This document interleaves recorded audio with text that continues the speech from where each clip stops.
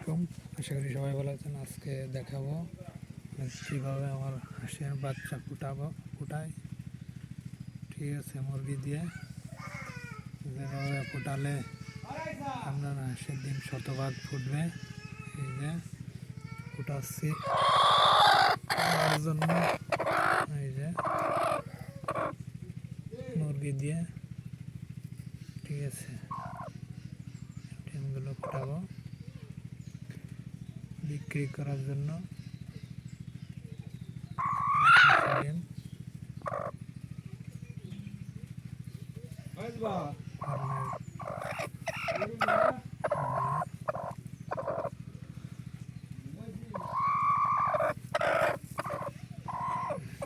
সব হাঁসের ডিম